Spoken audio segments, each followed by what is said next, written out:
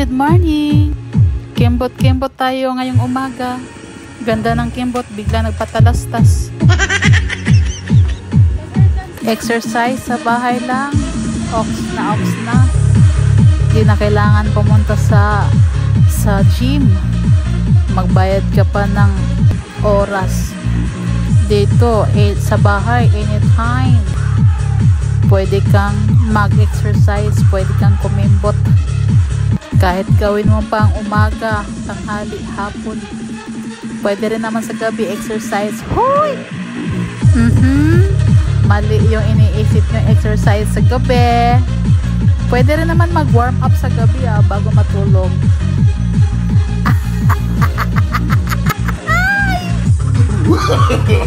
No.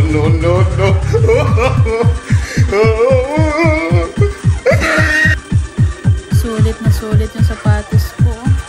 Wala pang pandemya, nabili ko yan. Hanggang ngayon buhay pa din yung sapatos ko. 2 years old pa lang si Elisa sa sapatos ko na yan.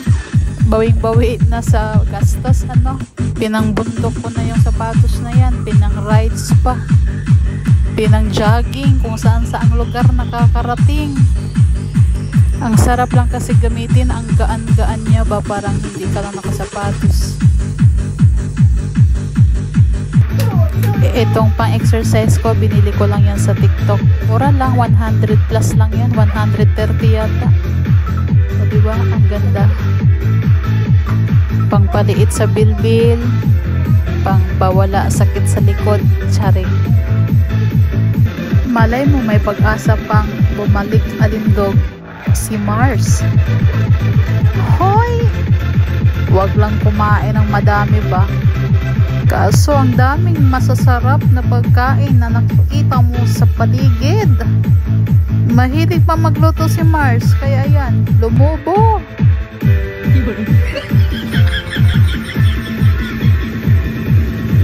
Masarap kasi talaga kumain, kaya tumaba si Mars. Mabilis magpataba. Ang hirap naman magpapayat.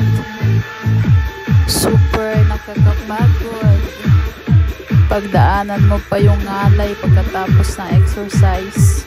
Kaya bawas kain na, day, para hindi na mahirapan magpapayat, day. Only rice pa more.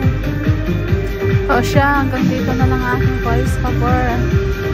Dahil magluluto pa si Mars, o diba, pagkatapos ma-exercise, kain na naman. O siya, mag-bye-bye na si Mars. Anting kayo kanunay, boy. Salamat sa inyong panonood. Kung natapos mo, God bless you.